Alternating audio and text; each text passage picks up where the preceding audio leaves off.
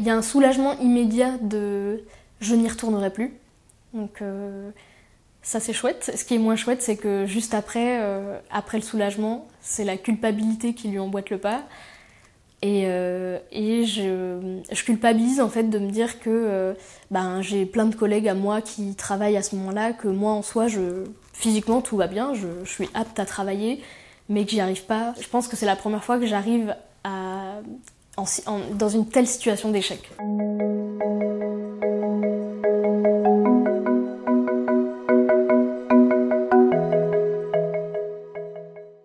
Eh bien bonjour, je m'appelle Zoé et j'étais professeure des écoles et maintenant je m'apprête à entreprendre des études pour être responsable HSE. Eh bien Zoé, on va commencer par ton enfance et je te laisse me dire où est-ce que tu as grandi, me l'expliquer. Alors je suis née à Brest mais on a très vite déménagé pour rejoindre la Franche-Comté. Donc j'ai grandi, j'ai fait mes études en Franche-Comté avant de déménager sur Lyon il y a deux ans et demi à peu près. Et dans ta famille, je vais te laisser m'en parler, mais il y a pas mal de personnes qui sont dans le corps enseignant, qui ont été enseignants. Est-ce que tu peux m'en parler? Qui est-ce que ça a concerné dans ta famille? Et le fait que ça a été un métier quand même qui t'a fait envie quand tu étais petite. Alors, je sais que ça remonte déjà à des grands-parents ou des grandes-tantes, donc j'ai pas tellement connu, mais il y avait un petit passif quand même de prof dans ma famille. Et après ça, c'était surtout la cousine de mon papa, pour moi c'était comme ma tante, qui était professeure des écoles, et j'ai pu venir faire quelques jours dans sa classe, par-ci par-là, et je sais que c'est un milieu qu'on connaît, et en plus avoir une personne dans sa famille qui est enseignant, ça renforce ce côté, on est bien à l'école. Moi j'ai toujours adoré l'école, les 2 mois de vacances d'été c'était trop long, donc je prenais juste un grand plaisir à venir. Il y avait plein de jouets qu'on n'avait pas forcément à la maison, il y avait plein de copains, plein de copines. Ouais, je sais pas, je pense que c'était aussi la très grande variété des choses qu'on faisait, les rythmes d'une heure à l'autre, il y avait plein d'activités et je sais que moi j'y étais très sensible et je me posais pas la question de est-ce que j'ai envie de le faire ou pas, non, c'est juste c'est trop bien, j'ai envie d'essayer, de tenter, d'expérimenter. Enfin, je pense que le côté nouveauté et apprendre des choses, ouais, c'était quelque chose de très très stimulant pour moi et ça marchait quoi, juste j'aimais beaucoup et j'ai de la chance, je pense aussi que ça tombe dans ma personnalité, je suis peut-être quelqu'un de très scolaire et du coup ça matchait très très bien. Et alors en dehors de l'école maintenant, est-ce que tu peux m'expliquer ce qu'il t'est arrivé quand tu étais en grande section? Eh bien peu de temps avant l'événement fatidique, en fait je me plaignais d'avoir mal à l'oreille, donc ma maman m'a emmenée voir un ORL qui n'arrivait pas à voir exactement ce qui se passait, donc il m'a prescrit un IRM. Et avant le rendez-vous, j'étais avec mes cousins, on chahutait un peu et j'ai dû me prendre un coup à l'oreille. Donc pas bien méchant, mais en fait je commençais à avoir vraiment très très mal, c'était très enflé, très gonflé, rouge. Donc en fait mes parents m'ont emmenée aux urgences et c'est là qu'on a découvert que je faisais une mastoïdite, c'est-à-dire un abcès dans l'os de la mastoïde. Et il a fallu opérer en urgence, donc l'ORL qui se trouvait là, c'était pas du tout sa spécialité, mais il a essayé de sauver les meubles. Et c'est là qu'il s'est aperçu que j'étais atteinte d'un cholesthatome. Donc c'est un nom un peu savant, mais c'est simplement une tumeur bénigne qui se trouve dans l'oreille moyenne et ça se généralise pas à tout le corps comme pourrait le faire un cancer par exemple. Donc on a découvert ça et peu de temps après, on s'est rendu compte que j'en avais une aussi à gauche. Donc c'était vraiment bilatéral, cette maladie qui n'a pas de traitement non plus. Donc le seul traitement c'est d'opérer à nouveau et d'espérer que ça ne revienne pas. Et au fur et à mesure des opérations, en fait, on a retiré petit à petit des choses, donc les osselets, un peu d'os de la mastoïde. Et c'est comme ça que petit à petit, mon audition a chuté au point où je devienne malentendante et où je n'ai pas d'autre choix que de porter des appareils auditifs. À cet âge-là, est-ce qu'à 5 ans, on se rend compte que voilà, on a une enfance où on va souvent à l'hôpital, etc. Est-ce que tu t'en rendais compte petite ou est-ce que, de par ton âge, tu n'y prêtais pas vraiment attention? À 5 ans, quand on est petit, non, on ne se rend pas vraiment compte de ce qui nous arrive.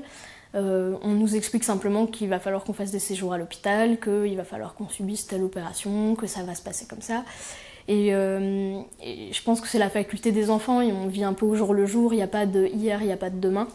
Et du coup, j'ai juste accepté ce qui m'arrivait. Je pouvais être triste de temps en temps, mais sans plus. Donc non, j'avais pas tellement conscience de ce qui m'arrivait à ce moment-là. J'ai même pas de souvenirs... Enfin, j'ai des souvenirs douloureux, mais j'ai pas forcément de souvenirs de mal-être ou de me dire, de m'apitoyer sur mon sort ou ce genre de choses. Donc comme tu l'as dit au début, tu vivais avec sans vraiment t'en soucier, et c'est au collège que des personnes ont commencé à te le faire remarquer, à te faire des remarques. Est-ce que tu peux me dire un petit peu ce que les enfants avaient pu dire pour toi sur toi à cet âge-là, et peut-être l'impact aussi que ça a eu sur toi en tant que jeune adolescente?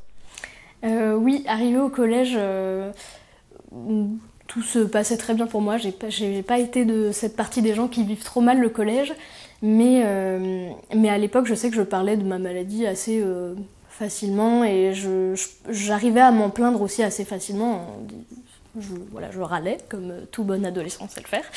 Et en fait, au détour d'un petit conflit avec une amie, je me suis pris au visage que de toute façon, les gens traînent avec toi parce que t'es malentendant, t'as une maladie. Donc il y avait cette idée de les gens traînent avec toi par pitié. Et ça m'a vraiment beaucoup impactée. Enfin, je pense que le fait que déjà je m'en souvienne, ça le prouve, mais à ce moment-là, en fait, j'ai eu vraiment un espèce de switch dans ma manière de vivre ma maladie. Parce qu'avant, juste j'avais ça, et je râlais quand des rendez-vous arrivaient ou une opération arrivait, je râlais et point.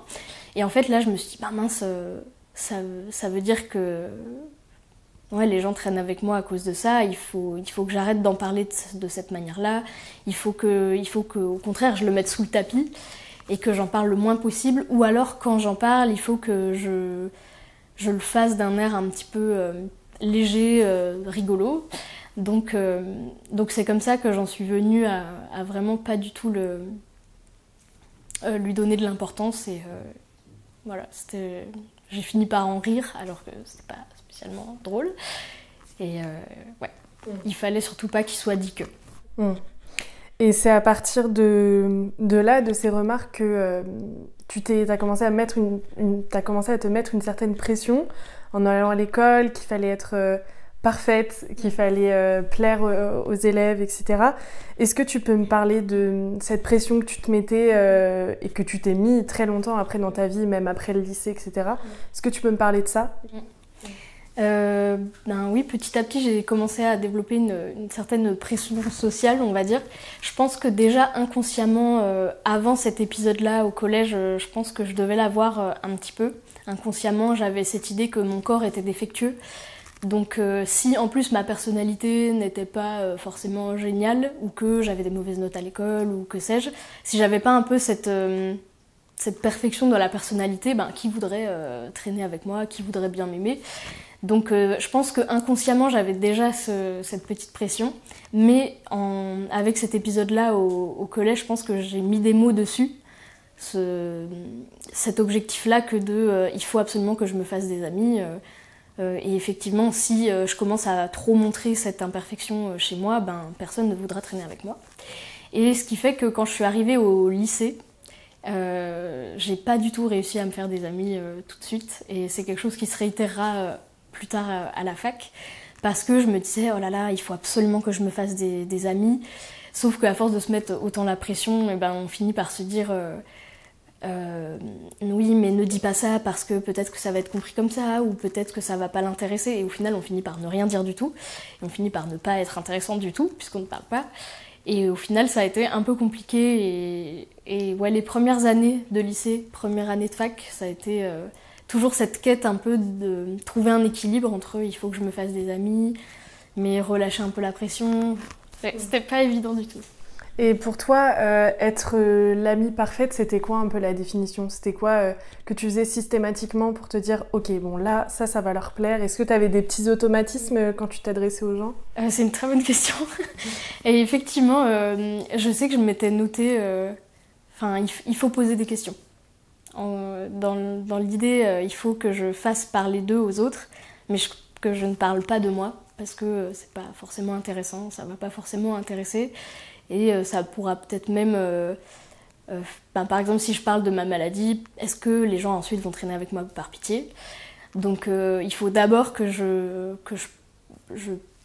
fasse en sorte de les faire parler d'eux avant de parler de moi, tout simplement. Et oui, il fallait être légère, il fallait être toujours souriante, parce que les gens préfèrent le bonheur en général.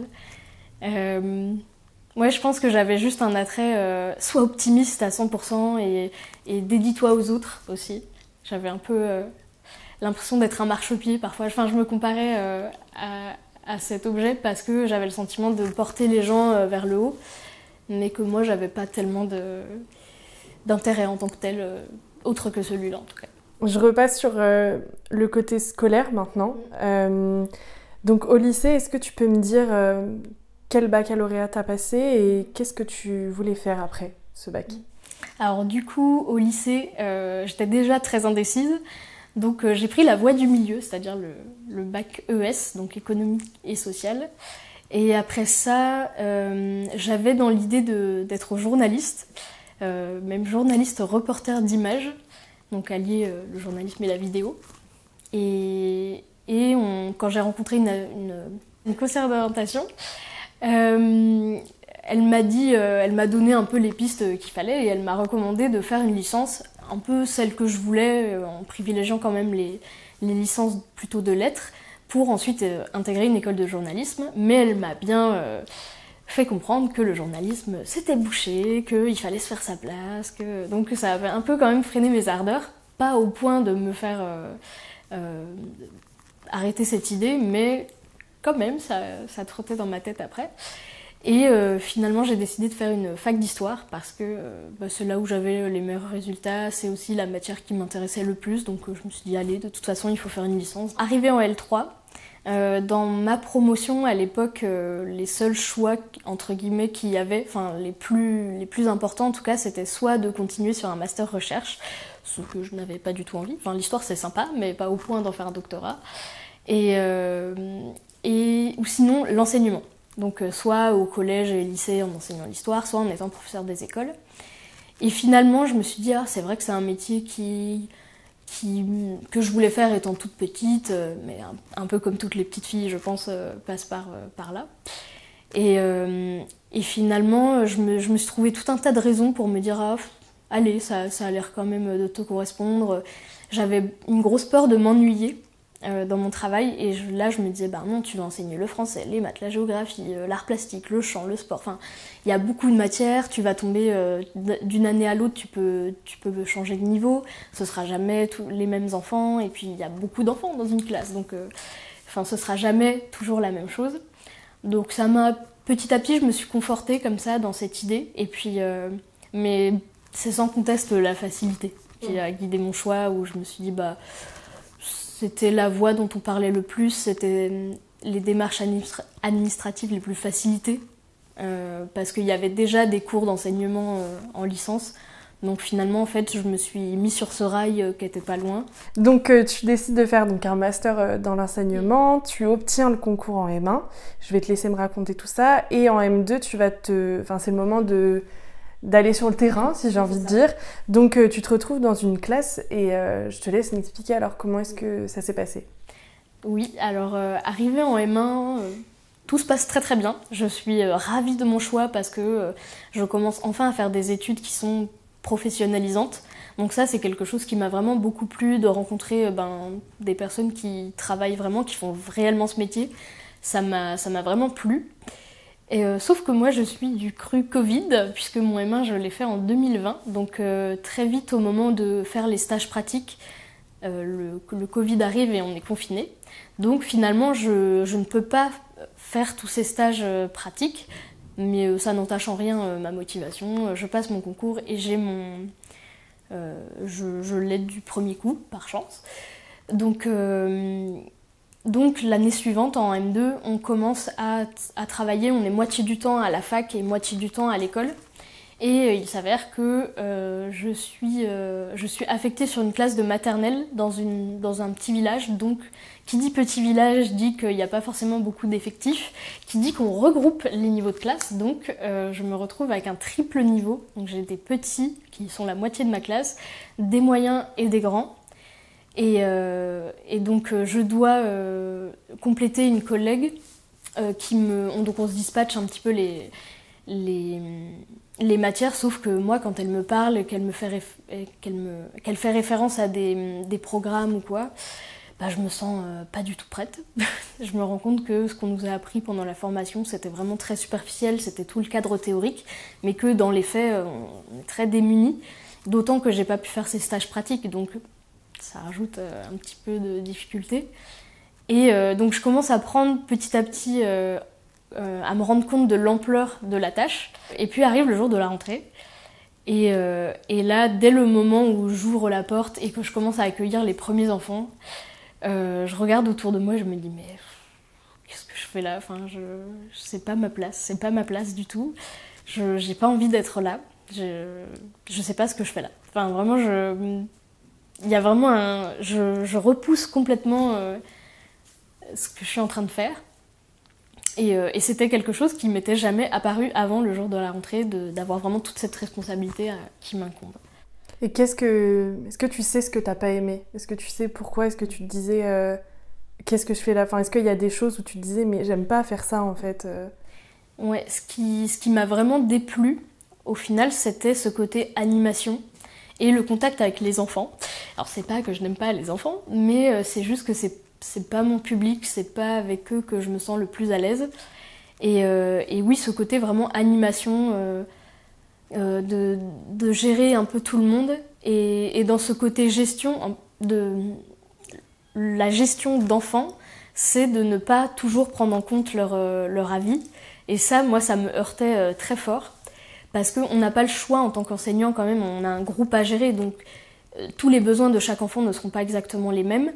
Donc il faut de toute façon à un moment dire non, ce n'est pas ton moment, tu rejoins le groupe, point. Fin de la discussion. Sauf que moi je supportais pas faire ça, je supportais pas leur imposer ce qu'ils devaient faire, ce qu'ils devaient penser, ce qu'ils devaient ressentir.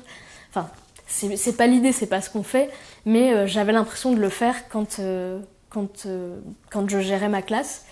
Et c'est vraiment ces deux choses-là, l'animation toute la journée et la gestion de classe qui me heurtait, je pense, du point de vue de ma personnalité très fortement. Et t'essayais là aussi d'être un peu la maîtresse parfaite, si je puis dire.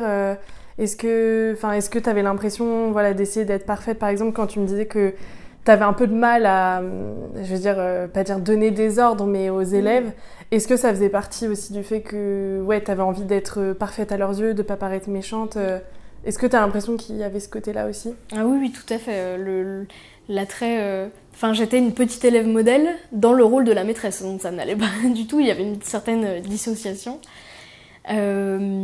Mais oui, complètement, j'avais cette idée de je veux qu'ils vivent le mieux possible leur expérience à l'école, et ça voulait aussi dire qu'ils soient contents de venir, contents de me voir, de passer du temps tous ensemble, etc.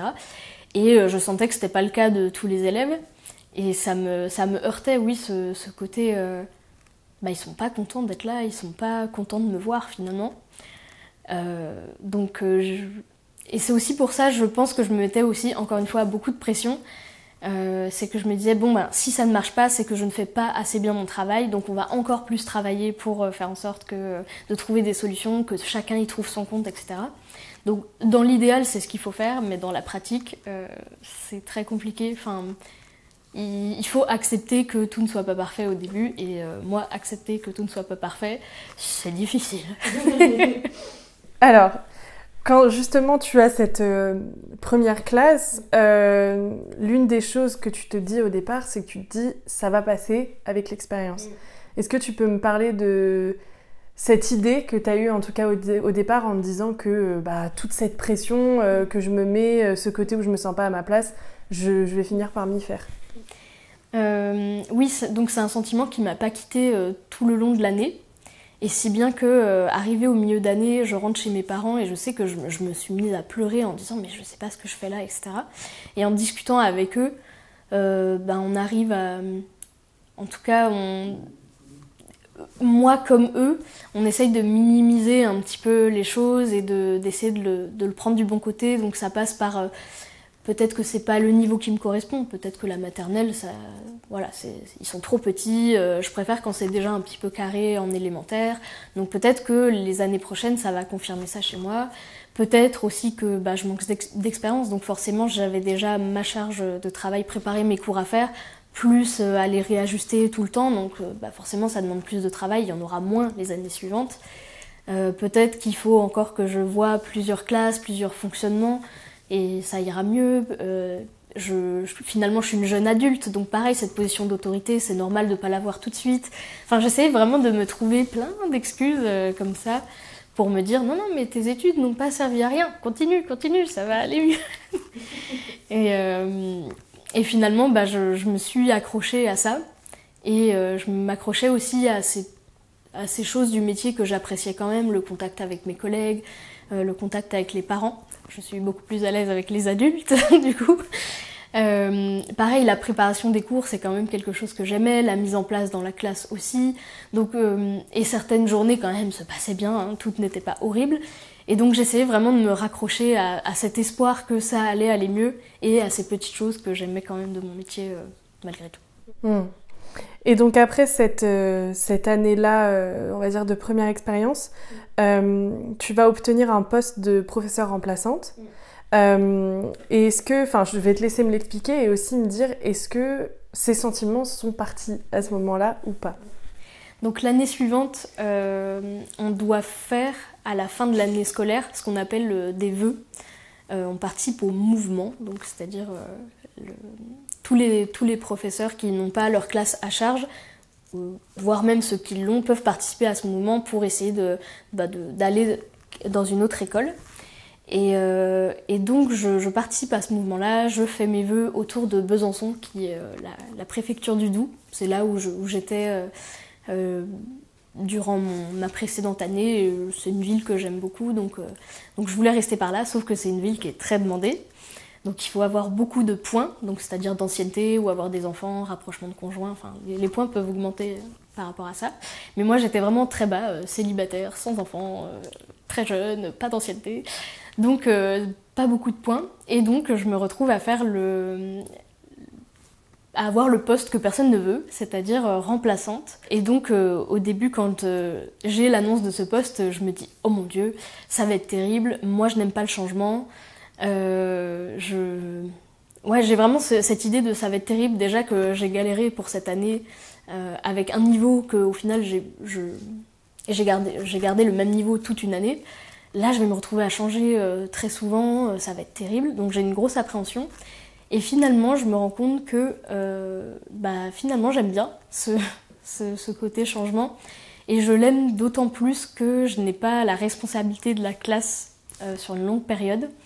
Donc ça m'enlève de la pression que je me mets, parce que quand on a une classe une journée ou voire une semaine, on peut se dire bon, même si je fais des faux pas, c'est pas très grave, l'enseignant qui est là en tout temps, il pourra toujours un petit peu rectifier le tir, reprendre ce qui peut-être n'a pas été tout à fait compris, etc. Donc il y a vraiment beaucoup moins de pression, et même si les enfants m'aiment pas, au pire, ils m'aimeront pas pendant une semaine, je vais pas les martyriser pendant une année, tout va bien. Donc il y a toute cette pression qui s'enlève, et malgré ça, je continue de me dire que je suis pas à ma place. Je subis moins mon métier, mais dès que je me retrouve avec une classe un petit peu longtemps, je me rends compte que j'y prends quand même pas de plaisir en fait. Et c'est là où tu as commencé à penser à te reconvertir? C'est à partir de ce moment-là que ça arrivé dans ta tête? C'est ça, c'est arrivé très rapidement que je me dise bon, ça a vraiment pas l'air d'être le métier fait pour moi, donc il va falloir commencer à réfléchir à faire quelque chose d'autre. Et donc ça a germé petit à petit dès les premières années, sans forcément prendre acte tout de suite. C'est que donc l'année encore d'après, que j'ai demandé ma mutation sur Lyon, et je pense que ça a impulsé une volonté de changement chez moi. Donc dès septembre, quand je suis arrivée à Lyon, j'ai rencontré une RH de l'éducation nationale pour un peu lui faire part de de ce que je vivais et de ma volonté de me reconvertir, ce qu'elle a tout à fait compris. Mais à ce moment-là, quand elle m'a accueillie et que est venue cette question fatidique de d'accord, très bien, je vois que ça ne me correspond pas, je vois que la réflexion est poussée, c'est pas juste un ras-le-bol, bah dans ce cas-là, qu'est-ce que vous voulez faire? Et là, gros blanc d'abord, et ensuite je lui ai donné plein de métiers potentiels, mais ça partait vraiment dans tous les sens. Et j'avais vraiment beaucoup de mal à recentrer l'idée. Donc c'est elle qui a commencé aussi à initier un peu cette idée de pourquoi pas faire un bilan de compétences. Le bilan de compétences, on y reviendra un peu plus tard. Donc voilà, donc ça va pas, tu ne te sens pas à ta place, tu commences à penser à la reconversion. Et la maladie que tu avais eue quand tu étais petite va revenir, à ce moment-là frapper assez fort. Est-ce que tu peux m'expliquer cette partie? À quel âge ça t'arrive? Comment est-ce que tu l'apprends? Qu'est-ce que tu ressens? Enfin, je te laisse m'expliquer. Donc ma maladie, elle a toujours fait partie de ma vie et tout le long de mon cursus scolaire. Donc à environ 21 ans, je me suis fait opérer 15 fois. Donc ça représente à peu près une opération par an. Sauf que à partir du moment où j'ai commencé mon master, j'étais en rémission. Donc je faisais des IRM tous les ans pour contrôler si la maladie était de retour ou pas. Et chaque fois elle était là. Et à partir du moment où j'ai commencé mon master, ça y est, pour la première fois, on m'a dit écoute, il n'y a pas de récidive. Donc tu en es libérée, on ne sait pas jusqu'à quand, mais pour l'instant, tout va bien. Donc, aux joies allégresse. Et du coup, toute la partie d'enseignement, donc que ce soit de mon master à ma prise de fonction en tant que titulaire, j'ai pas eu de changement d'audition, j'ai pas eu affaire à de nouvelles opérations. Sauf, du coup, quand j'ai demandé ma mutation, que j'étais déjà dans ces questionnements de reconversion. Arrive décembre, je fais un IRM et on se rend compte que ma maladie est de retour. Quand on m'annonce que je dois me faire réopérer, j'ai un soulagement. Au lieu d'être déçue, je suis soulagée en me disant chouette, je vais arrêter d'enseigner. Donc c'est aussi une petite claque que je reçois à ce moment-là parce que je me dis mais c'est pas normal du tout de préférer être malade, de préférer une maladie qui t'a gâché une bonne partie de ta vie, plutôt que ton métier que t'es censé avoir choisi et t'es censé aimer un minimum. Donc je me rends compte qu'il y a vraiment un sérieux problème et donc ma volonté aussi de me reconvertir est d'autant plus forte. Je me fais opérer, je passe un mois en arrêt et quand je reprends une classe pour 2 jours, c'est des CE2, CE1, CE2 je crois, je me rends compte que ça va pas du tout parce que en soi j'entends les enfants mais tous les sons m'agressent après avoir été un mois dans le silence à peu près. Je me rends compte que là c'est vraiment trop pour moi, il y a trop de bruit, l'appareil que je porte à droite n'est plus adapté donc il me fait mal quand je le porte, donc j'ai envie de l'enlever mais si je l'enlève j'entends moins donc c'est difficile. Puis quand on a cette posture d'enseignant, on doit gérer la prise de parole, gérer ceux qui interviennent alors qu'ils n'ont pas demandé. Donc c'est vraiment très compliqué pour moi de subir le bruit, de gérer le bruit, de devoir supporter un appareil qui me fait mal. Enfin, je me rends compte que là, c'est vraiment pas possible, je vais pas pouvoir continuer. Donc j'appelle mon inspection pour leur dire que il va falloir qu'on trouve une solution parce que moi je me vois pas du tout finir l'année. Donc on m'envoie auprès du médecin de l'éducation nationale et quand je lui explique ma situation, elle me dit non mais je comprends tout à fait. Et elle a cette phrase un peu dure mais un peu juste en même temps de me dire que les sourds et malentendants en général ont tendance à un peu se surestimer par rapport à cette question du bruit. Et je me rends compte effectivement qu'en plus d'être un métier qui heurte ma personnalité, c'est aussi un métier qui n'est pas tout à fait raccord non plus avec mon physique et ma problématique de handicap, quoi. Et donc à ce moment-là, qu'est-ce qui va être mis en place pour que tu t'adaptes? D'abord, tu vas aller du côté un peu administratif. puis on va te proposer un mi-temps thérapeutique. Est-ce que tu peux m'expliquer un petit peu ces 2 fonctions que tu as occupées? Eh ben, pour finir la fin de l'année scolaire, mon inspectrice me propose de rester dans mon école de rattachement. Quand on est remplaçant, on a toujours une école qui un peu notre QG, là où on va si on n'a pas de remplacement. Donc on décide de me laisser là en +1 dans l'équipe. Donc je vais taper des comptes rendus de réunion, je vais ranger les archives, parce qu'en plus à ce moment-là, l'école déménageait. Donc il y avait vraiment tout un tas de choses à faire annexes et ça avait bien pu aider mes collègues. Et après ça, donc ça c'était une solution évidemment tampon, le temps de finir l'année parce qu'on n'avait rien à me proposer. Et par après, la médecin du travail m'a proposé de demander un mi-temps thérapeutique pour que je puisse à la fois continuer de travailler et continuer à avoir une paix, parce qu'il faut bien manger, et en même temps pouvoir commencer à réfléchir très sérieusement à cette reconversion. Et malgré le fait que c'était un bon environnement comme tu me l'as décrit, ça va pas pour autant aller mieux. Alors je te laisse m'expliquer qu'est-ce qui s'est passé à peu près mi-septembre, je crois, tu m'avais dit. Arrivé environ fin septembre, tout se passe pour le mieux. Enfin, l'environnement est très bien, comme je l'ai dit. J'ai pas d'élèves particulièrement à problème. Mes collègues sont adorables. La collègue que je complète m'aide beaucoup dans la préparation des cours. Donc vraiment, c'est les meilleures conditions possibles. Sauf que un dimanche soir, je vais me coucher. Toutes mes affaires sont prêtes pour le lendemain. Tout va bien. Je vais pas me coucher à une heure indécente. Tout va bien. Et en fait, je commence à faire une crise d'angoisse, de panique, j'arrive pas à mettre un mot dessus précisément, mais en fait je commence à me mettre à pleurer, à trembler, à hyperventiler, et je comprends pas ce qui m'arrive. Ça m'était déjà arrivé de faire des crises de panique, mais à chaque fois il y avait une cause, une peur derrière, et là j'arrive pas à l'identifier, et ça me fait d'autant plus peur. Et finalement je réussis à me calmer, je vais pour me recoucher, et rebelote, ça recommence.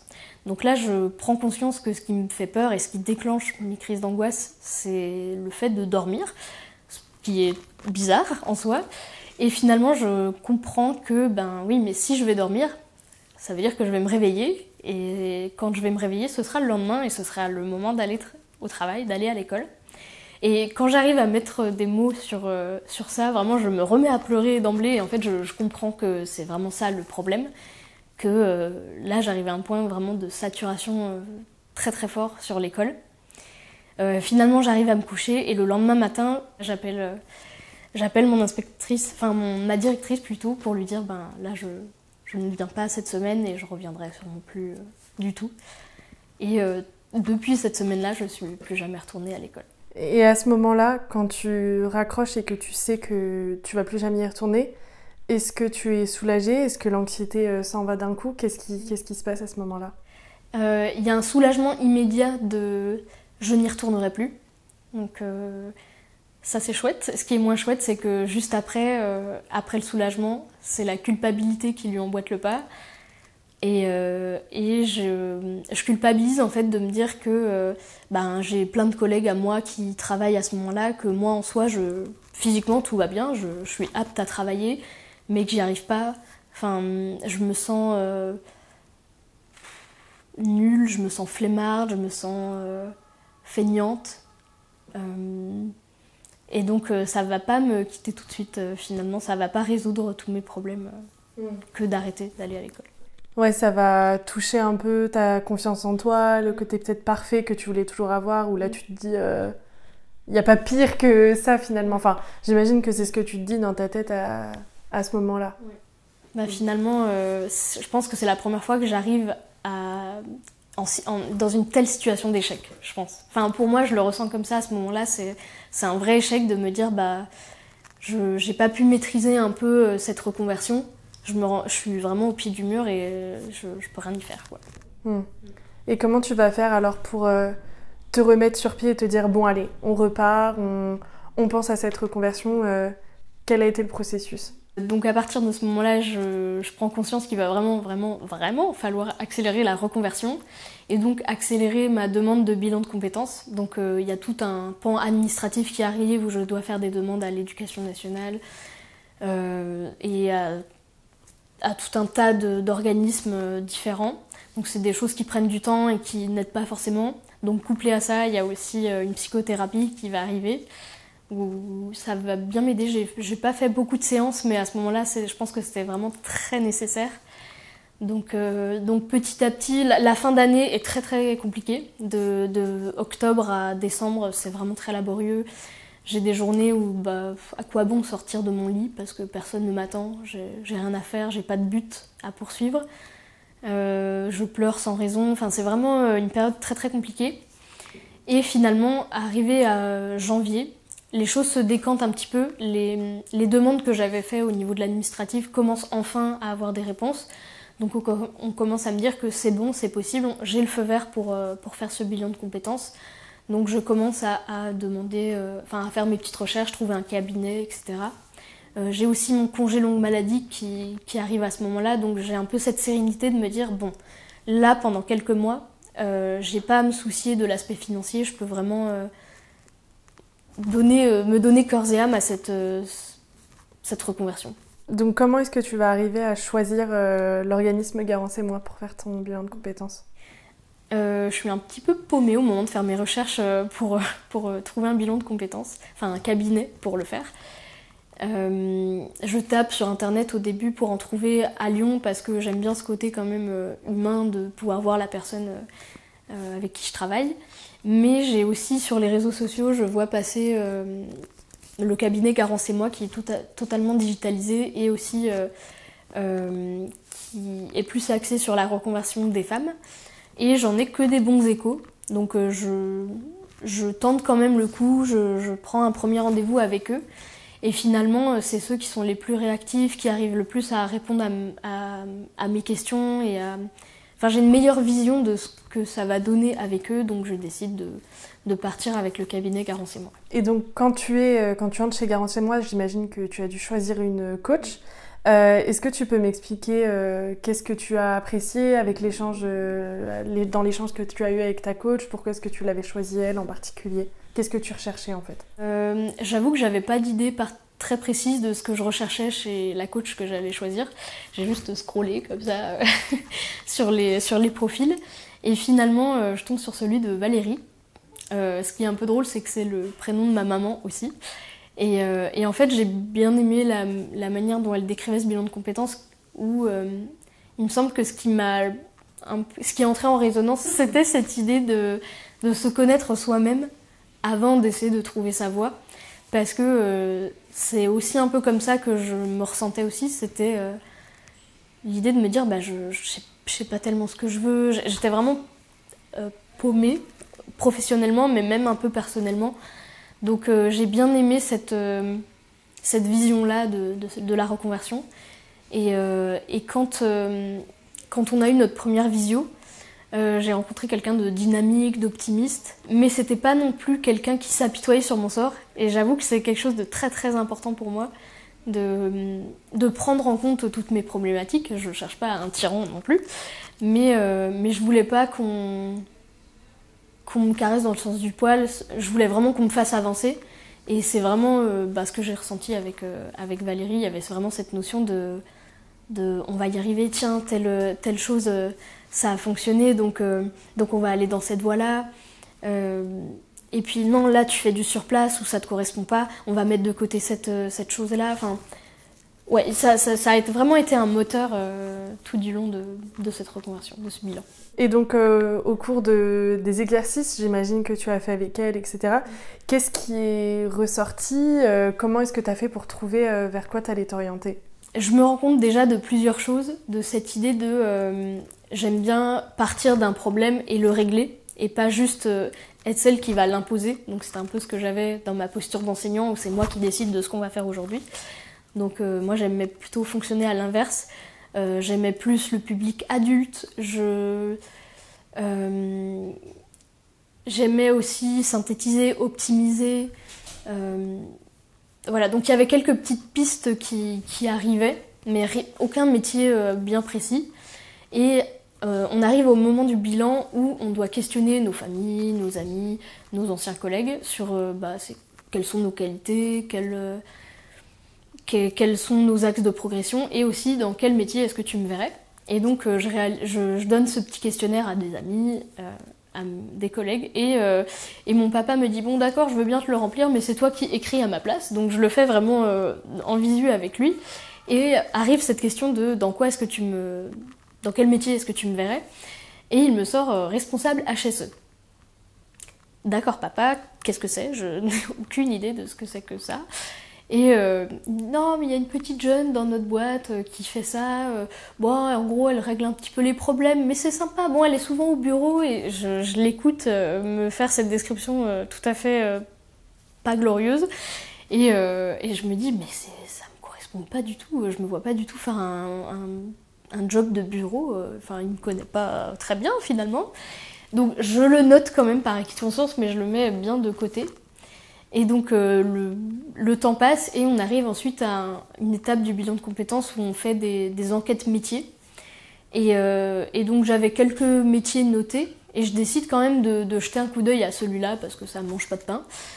Et en fait en lisant la description du poste, je me rends compte que c'est pas si mal. Il y a quand même des choses qui se rapprochent de ce que je recherche. Donc cette idée de partir d'un problème et d'en trouver une solution.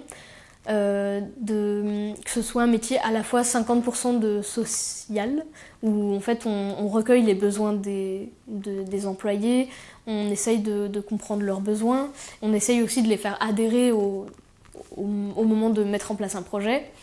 Et il y a aussi une partie, donc 50% plutôt administrative, donc pas en interaction. Et là je me dis, bon ben déjà ce paramètre-là, ça va me permettre de me respecter, on va dire, du point de vue du handicap, parce que je me verrais pas non plus faire qu'un métier coupé des autres, mais je sais, maintenant que j'ai eu cette expérience de professeur des écoles, que être tout le temps en interaction toute la journée, c'est juste épuisant. Donc je me dis que là, ce paramètre-là, il est respecté, et je me dis, bah pourquoi pas. Voilà. Et donc là, concrètement, où est-ce que tu en es dans ton processus de reconversion? Dis-moi ce qui t'attend. Et bien aujourd'hui, du coup, je vais intégrer à la rentrée une licence professionnelle donc pour être responsable HSE. Je le serai aussi en alternance. C'est important pour moi de ne pas quitter tout de suite le monde du travail pour revenir à l'école. Et est-ce que savoir que tu as trouvé ta nouvelle voie, est-ce que ça te fait regagner confiance en toi? Est-ce que ton anxiété s'est un peu estompée comparée à il y a quelques mois en fin d'année du coup 2023? Ah ben totalement, je pense que mon état d'esprit a vraiment drastiquement changé parce que faire ce bilan de compétences et cette reconversion, en fait ça m'a permis de me rendre compte que mais en fait c'est pas parce que tu choisis une voie que tu es coincé, que tu peux plus du tout changer, que les compétences que tu as acquis durant tes études ou durant ton expérience, tu les gardes toujours avec toi et c'est pas parce que tu vas quitter ce métier que tu laisses en même temps les compétences que tu as acquis.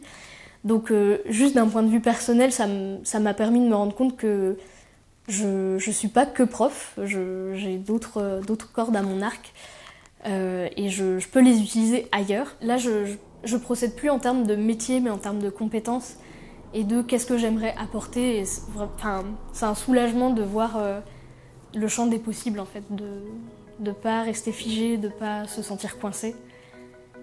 C'est une bonne bouffée d'air frais, je pense.